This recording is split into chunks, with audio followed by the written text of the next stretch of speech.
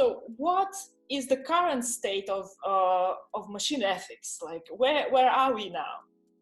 Right. So whenever somebody asks me about machine ethics, like there are all kinds of terms that people are using simultaneously, and they mean different things under different things, right? So people generally talk about AI and ethics, but when it comes to, not science fiction, but actual science, we talk about one of three things. So one is responsible use of AI, which is basically very broadly said about building regulations and thinking about and understanding how AI should be used, in which circumstances it should be used, what rules of behavior or professional conduct should people who build it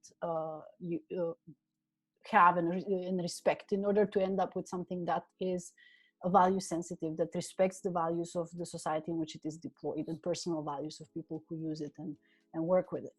And then we have this entire field that everybody's talking about, which is explainability, fairness, accountability, transparency, right? So here, this started with specifically machine learning and neural nets and deep learning, but it kind of spread out to the rest of the AI since. And here we're looking at how do I build algorithms. It's not only about AI, it's about algorithms in general in this case. How do I build them in such a way that somebody can actually inspect them? So when they, for instance, replace a person in making decisions, how can we build them so they also justify the decision that they have made? So, you ask them a question, can I have a loan? And they just go, no. And then the bank employee goes like, well, the system told me no, so I don't know, right? So we want to have methods that generate an explanation together at the same time when they generate a decision. So that's the explainability part. The accountability part is that we want to have a system in which the people who develop algorithms, there is a forum of interested stakeholders who can ask these people who develop algorithms about their algorithms. They can ask them to justify their actions. Why did you build this? Why did you build it in a particular way? And then transparency here is about technical solutions to make the algorithms auditable, preferably in an automatic way. So I want to kind of have a program that inspects your program, as it were. And then lastly, the interesting part, which we call machine ethics, I mean, interesting for me, of course, totally personal opinion here, is about how do we make machines that they themselves can behave ethically for whatever understanding of ethics there is. So we are not training the people who build the machines. We are not building the machines so that they give us additional information. But if I have a smart system, or if I have an algorithm or an artificial agent, how do I make sure that this artificial agent has enough consideration to not built in it to not violate again these values and rules and norms and morals of the environment in which we put it in. That's what it is about. I know it sounds a little bit like science fiction at this point, and people kind of go, yeah, but we don't have those systems, right? And then that's one take, and the other take is, oh, isn't this what Asimov's laws of robotics are about? And then the third take is like the trolley problems of driverless vehicles. So these are the three images that we typically have in our mind. And the thing is, well, first off the bat, anybody who loves science fiction should know that Asimov spent his entire life arguing against his robot laws and arguing why they are not enough, right? In all of his work, subsequently, this is what he does. And the other thing that isn't this about these super smart robots from the science fiction movies that we don't actually really have? And the answer to that is no. I mean, tools, things that used to be tools, like a computer or a toaster or a washing machine or a car, are now all of a sudden becoming moral arbiters. So they have communication with other machines that we don't necessarily know about, or there's no human oversight. It's like your computer, you don't know what it connects to anymore. It's not like you can, follow the cable and see where it goes, right? It requires a lot of expertise to be able to see, wait, what does the program actually do right now if I haven't built it myself? So we have this sneaking in additional abilities of autonomy. They're not true autonomy as like you and I have, in which, you know, we can say, no, we don't, not going to do that. They still follow programming, but it is no longer easy to see what is happening here. And there is then a combination of programs written by different people at the same time. And then there's this autonomy that arises, autonomy again, arises from the interaction. Very long answer to your question, so interrupt me. Your answer actually inspired so many questions at the same time, so I'm trying to keep them all here, not to forget anything. But just coming back a bit to the beginning, you mentioned that there are, of course, there are people now standing behind the algorithms, people making them. Is there anything, I don't know, authority nowadays kind of control, or some association controlling what kind of people are actually, what people producing algorithms are embedding into them? No, lunatics are running the asylum. Wow. I hope that I mean no disrespect by this. Of course, I'm no. I'm one of the lunatics, but I mean, there is an effort to produce guidelines. There are national strategies, companies come out with guidelines. There is this beautiful resource that just became available, Algorithmic Watch, which is a non-profit organization who actually tries to have oversight over chosen programs, have compiled a very exhaustive library of sort of guidelines. The problems, there are many guidelines, right? The problem is that politically it is not clear who is the person who is supposed to ask the right questions and demand responsibility or ensure, certify, if you like, the people who work with AI, people who develop AI, people who use AI. I mean, anybody can download a neural network, anyone can download a data set, and then they can use this data set on this neural network. And neither the person who collected the data set nor the person who built the neural network could have ever imagined that these things will be combined. And maybe this, you know, solves your problem and you know, does things for you, but we don't necessarily know that it doesn't do anything that you don't want it to do in addition. Or it falls short on something that you really are not thinking about immediately, but then you deploy it and then you see, oh, oops, okay. So it depends firstly on the actions and intentions of the producer, which yes, but might not be disclosed. I mean, right? People, no, look, I mean, it's very easy to imagine a supervillain, right? So yeah. Like, oh, you just wanted to make money, so you did this completely horrible thing. But from what we are seeing so far, whenever there are failures, so when I say failures, we're talking about, you know, the classical systems that everybody's talking about. Like there are that system for the compass system that was built to predict whether a prisoner will reoffend, and based on this prediction, decide whether or not to offer a parole to the prisoner, right? So this big thing in the US a couple of years ago.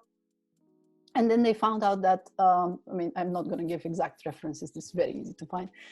They found out that the system gives higher probability that the prisoner will not reoffend if the prisoner is white, and lower probabilities if the prisoner is black. And it's like, okay, did you really build it to behave this way? We don't know, right? There is this beautiful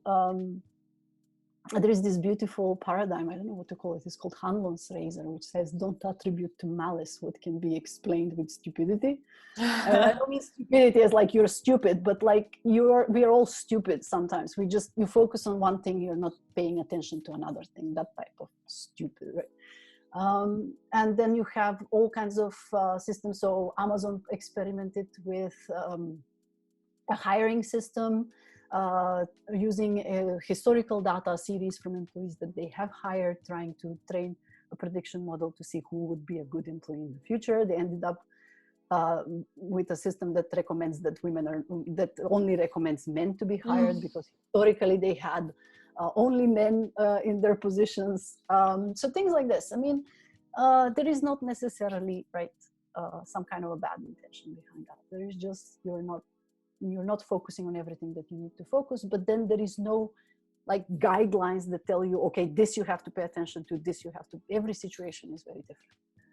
But how do you, if it can't be possibly explained to non-professionals, how can you, I don't know, explain the way you now try to build moral, I don't know, ethical principles in a machine? We are now talking with machines through coding, no? Right. How do you manage to introduce these abstract things to a computer? All right. So this is really the challenge, right? So I mean, the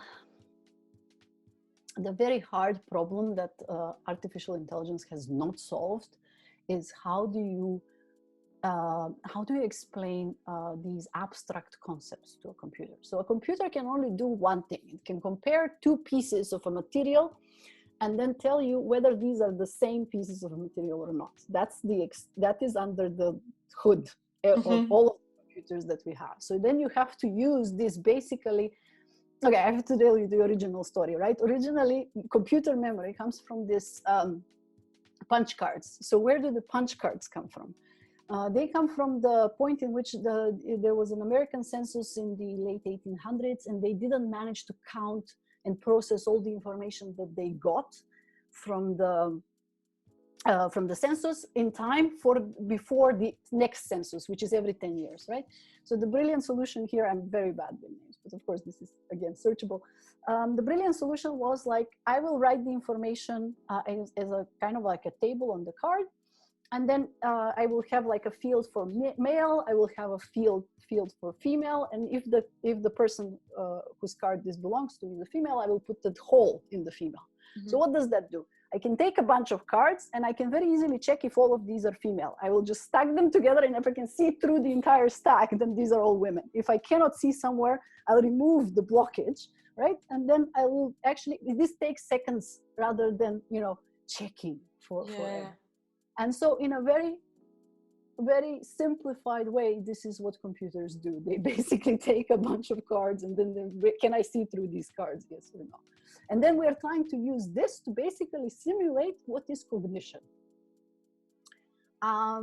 Is it possible to do? We honestly do not know, right? We don't know whether it is possible to ever reach levels of cognition using this, like essentially a card method. Is it impossible to do? We also don't know, right? So what we are doing is like we take one thing, such as, I don't know, recognizing whether this is a picture of a cat or a dog, and we try that. Take another thing, which is deduction for this particular pieces of information, and we do that. And so then, of course, the question is, how do you take something like good behavior, which even for people is absolutely ununderstandable, and then you put it into a machine? So there are two general approaches in artificial intelligence, and we're basically doing the same. So approach number one, you have a problem and you have an environment, right? So the approach number one is to limit the environment for which you find the solution. So it's kind of like take a very, very simple, small part of the environment in which you can predict what is going to happen, and then for this, you find a solution. The other approach is you do not limit the environment, you just give a very limited capability to your machine. So the machine can only do one thing, and then you check whether, in the worst case scenario, doing this one thing is gonna do no harm, but do some good. So you're looking at it does a little bit of good, but in general, at least a little bit of good, but no harm. So if you want a visual, the example for the first type of solving is like an industrial robot or an automated train, right? So this type of a machine can only work in its very limited environment.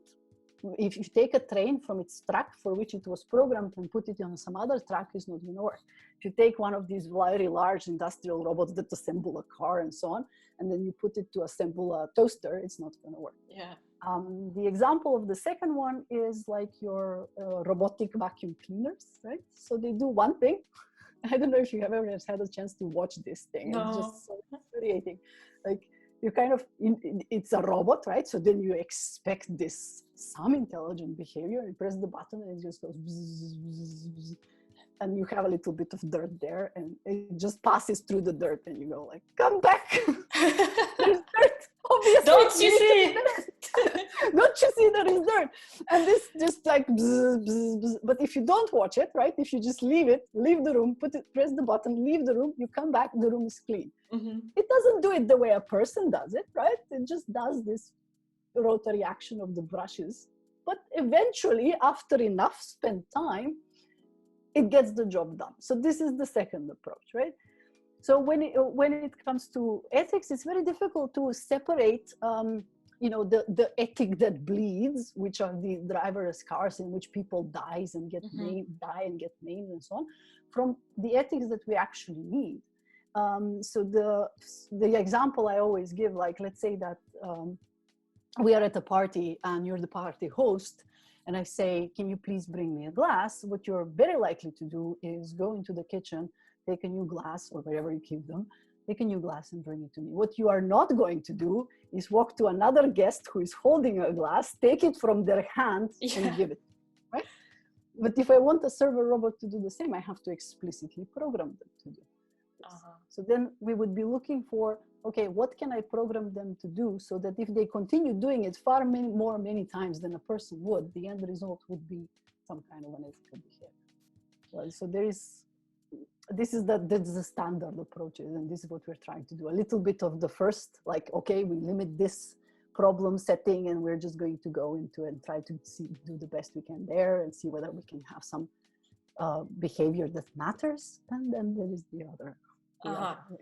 And what are the industries or applications that you are currently focusing on? Something particular that you're trying to solve? So full disclosure, and feel free to end the interview right now. I am a basic researcher. So if I'm being completely cynical, I'm going to say we think about things and then some of the times we write some of them down. That's important. That's the basis of everything. No, I deeply respect your work. So for me, the difference between an engineer and a scientist really is that an engineer is looking for solutions for problems, whereas scientists are typically looking for problems.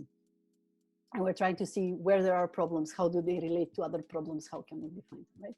So the type of problems that I'm particularly interested right now is how do we combine the wishes of a person who uses a machine with the wishes of the people who build the machine, with the wishes of the society in which the machine is being deployed. So, as I said at one point, basically all of our tools are slowly becoming moral arbiters. What I mean by that is it doesn't just do what you tell it. I mean, we don't know whether my phone, I cannot tell whether my phone is off or on anymore, right? I press the button, but I have no way to tactily verify that the phone is off, right? So there is some kind of there is my desire, but then it could be somebody else's desire who says, well, it's kind of like half off, it's not fully off, right? And so I have this like libertarian line in me, which goes, but it's my machine. I want it to do what I do, right? Yeah. But on the other hand, simple question like, should we program driverless cars to never go over the speed limit? So it's very easy to do this. Very easy, I mean, comparatively. If you equipped every single sign that has this speed limit with a little signal giver and the car with a signal receiver, then whenever the car passes the sign, it will inform it that this is the speed limit, and the car automatically reduces the speed limit. So should we just do this for all of the cars? Okay, pro, a lot less accidents, right? But then there is the con. So what are the bad things that will happen here?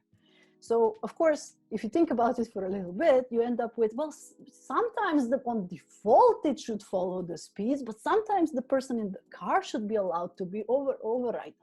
And then you go like, okay, when?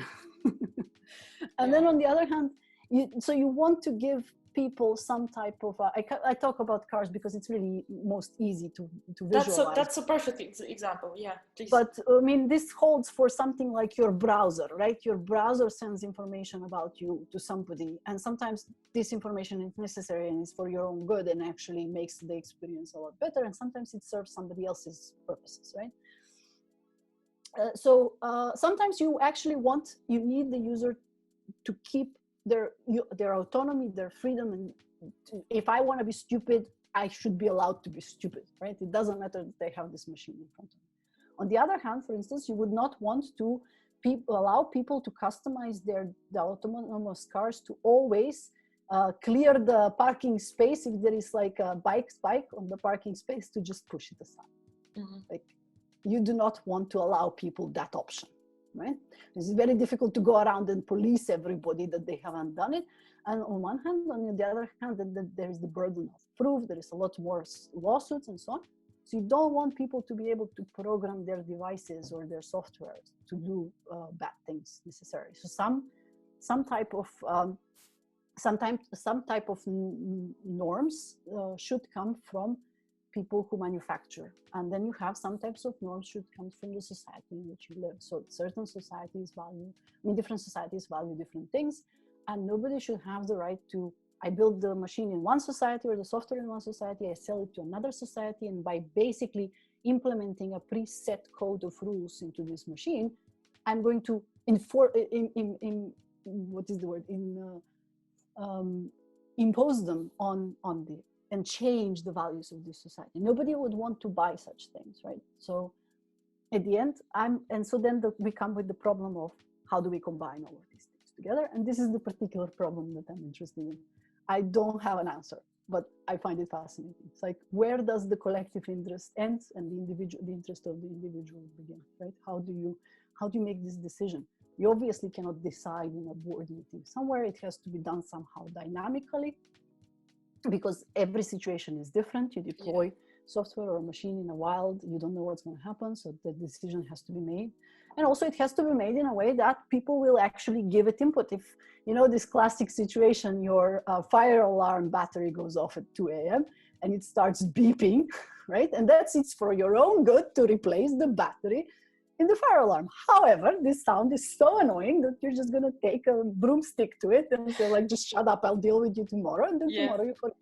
So hazard. So you need to do all this in a way that people are not going to be exhausted. And if this is the case, then you put this. And if that is the case, then you do that. And at one point they're going to say, oh, whatever, just accept all, right? Yeah, there are so many, I imagine there are so many real life situations that people are struggling to deal with, and you somehow try to think through, these kind of outcomes, and there are different, parts like agents, human agents, artificial agents, in the hypothetical situation, and people might be from different background, different culture, and you need to think about how to implement the values, the moral principles into this intelligent agent, so that this agent doesn't humiliate any participant of the situation based on their beliefs. So how does it work? It's a mind-blowing problem, I think. Right. We cheat, all right? So we kind of posit the problem in some kind of a formal language, formal language is a synonym for a language in which there are no ambiguous meanings, right? So human languages, they all have ambiguity built into them. We like our nuance. Yeah. But then formal languages do not. And so this is math, some type of logic, or some kind of a computer program, right? Or pseudocode or something like this. And so we abstract, right? So we abstract from the situation and we say, this box here represents situations that satisfy these properties. Okay. And this box here represents situations or agents that satisfy these properties. Now, assuming that this box gets only this close to this other box, what are the things that can happen, right? Yeah. So then we do not solve particular situations and problems, but we just put these abstract objects there and study the relations between them. And then people who have a particular problem, we kind of find some solutions and we put them somewhere on the shelf. And people who have real problems, they kind of go like, I wonder if somebody has come up with a template for my problem. And I take it from the shelf and then strip 90% of it and use the one that is really applies to their situation. So this is how it's supposed to work in principle. This is hard. It's very disappointing where like people ask me like what is the purpose of this, and then I explain it, and then people actually look at the paper and they go like, it's math. It's math. What did they imagine? We are talking to computers for math now. No, I mean, it's like, AI is really difficult because I was just thinking about this earlier. So like nobody really expects anything tangible from philosophy in a way, right? Because people in philosophy deal with these abstract concepts and they want to understand these abstract concepts better.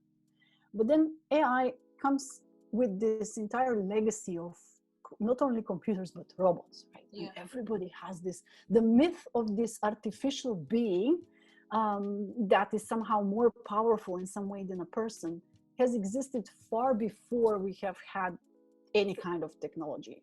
There are these myths we find in history. I guess they come from the idea that a human was created. And then of course this borns the idea of what if we create some other being, what will happen, right? And so then people imagine these robots, right? They imagine the actual devices. They imagine if there is an actual device in which you can embody this agency, then it's easy to kind of realize what is happening. And I guess people always expect some kind of a device or some kind of a robot or something like that you can touch, right? Yes, exactly. And sadly, I don't know, but right now, computers used to be something that you can touch, but not anymore, right? So I mean, like, I don't know how old you are, but way 30. Back when, all right, so I'm 40, so you might have caught some of this. It's like when you showed a computer to somebody for the first time, there were two parts of it, right? There was the screen and there was the actual computer. Yes. And people always refer to the screen as the computer. Yeah. And so now, if there is a screen, like this already got broken with laptops, I would say, but still, you still have this separation of a screen and a computer. And then it got even more broken with phones, with smartphones, because it's like, okay, you used to be a phone. So I call you a phone, right? That the idea that you're actually a computer, there is a breakdown of the concepts here. And then, you tell people like, well, you know what, your power meter, it has a tiny little computer in it, and your dishwasher has a tiny little computer in it, and your washing machine has a tiny little computer in it. And then, like, oops, they're connected to the internet. Yeah. It's that's why I think people have a hard, it's easier still, this is how we think, right?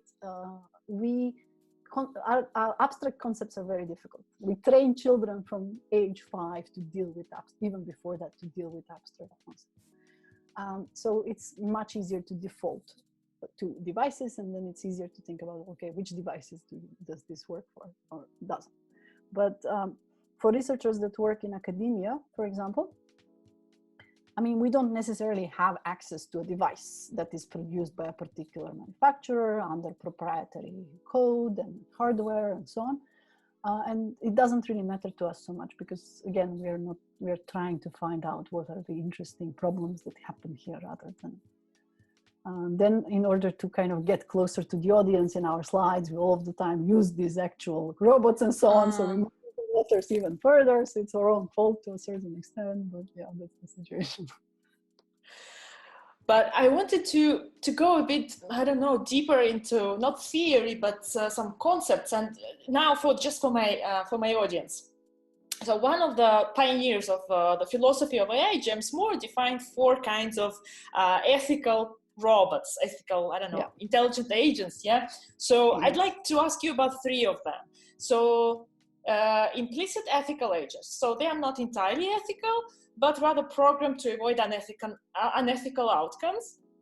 Then explicit ethical agents, the machines that, or algorithms that can process different scenarios and act ethically.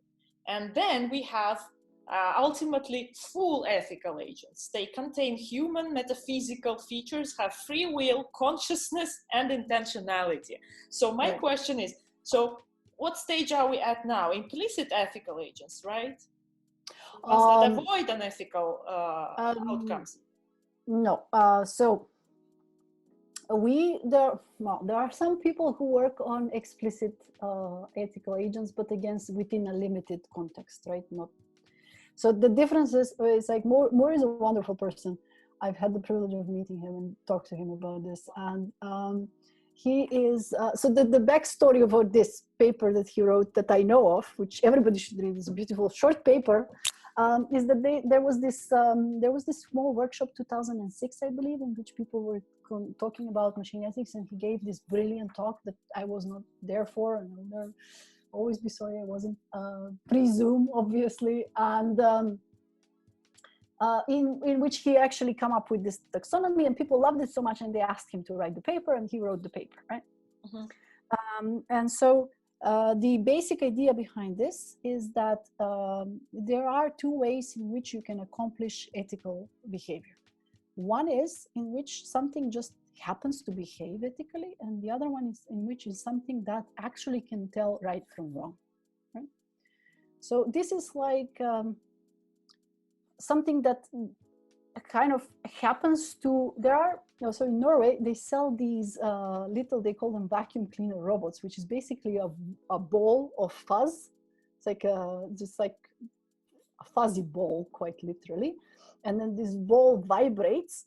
And if you put it somewhere on a dusty surface among the dust bunnies under the bed, it just, after a while, it happens to collect all the dust. Now, this thing is more simple than even a robotic vacuum cleaner. The robotic vacuum cleaner has deliberate actions, right? It deliberately spins, it moves, and so on. This thing doesn't even move, it just vibrates, and it happens to end up, because of the properties that it has, because of the properties of the environment, it ends up to act as a cleaner. So implicit versus explicit agents are something like this, right? So implicit agents, I make sure I pre-check all the possible actions that this agent can take, and then just remove the ones that are unethical. Or the agent checks with me, look, I have these possible actions, and yeah, I can just say, oh, and not this one, right? So effectively, this is how they work. Explicit agents, on the other hand, they have some method by which they can compare two situations and say this one is better than this other one. So situations, actions, and there are two ways that you can come to that. One way is to implement an existing moral theory. So you take a utilitarianism, or you take, well, Kantian ethics, you'll find it a bit harder to take, but there is a particular set of rules, and then you implement them, and you say, if this situation satisfies these properties, then it is good. If it satisfies these other properties, then it is bad. The other way, the other approach, this is called top-down.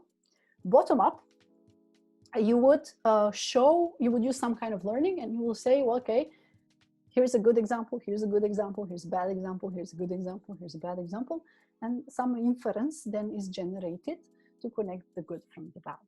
But again, these agents are limited in the sense that they do not have intentionality, they do not have emotions, they do not have a body to kick or a soul to damn or anything. They just implement a particular type of a function.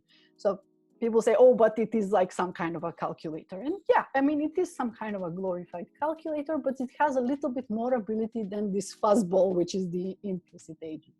Yeah. But then it is separated, of course, from, we say, full moral agency. There is a very nice article from Susan Anderson, which I don't know what it was called exactly, but it has Asimov's laws in the title, in which she argues, she gives several accounts of what moral agency is from moral philosophy in a very beautiful way. And plus you have, this is the added content, the real content is why would the Asimov's laws of robotics wouldn't work. And of course, we do not fully understand, well, maybe some moral philosophers do, I definitely fully do not understand what makes a moral agent in the philosophical sense. Like what is intentionality, what is autonomy? We have some kind of an intuitive understanding of these concepts, but it's not like there is a program or there is a list that you can check off and test that you can run, you know, like blood test. Yeah. Oh, yeah, okay, you're a moral agent. So that definition of full moral agency is kind of like, as like humans for whatever that means. Yeah, but is it an equivalent of a super intelligence somehow? This kind of intelligence that matches the description of full ethical agents, like they have free will, consciousness, and intentionality. I don't know. Show me super intelligence. We can talk about it. Do you believe it will someday be achieved? So I neither believe that it will nor believe that it won't, in the sense, like, given the state of the art in artificial intelligence today, the abilities that we have and the methods that we use, this path does not directly lead to super intelligence. Again, and it depends how you define it, but let's say an artificial being like human, like, let's use this analogy. Super intelligence is to computer what bird is to airplane. No, super intelligence is to human what airplane is to bird, right? Yeah. So bird flies, airplane flies, but in a different way. And then human is, agent. Super intelligence is an agent, but in a different way, right? They're both gates from A to B. Yeah. So the abilities that we have now, right now, and the methods that we use right now, it's not a consequence, right? You can't, unless something actually different happens, we cannot get there the way we are doing now. Or I do not see that we can get there right now, right? Maybe we invent something else tomorrow and we can get there. Yeah, okay, I believe that. But with the state that is now, it's very difficult to justify that we will just have super intelligence.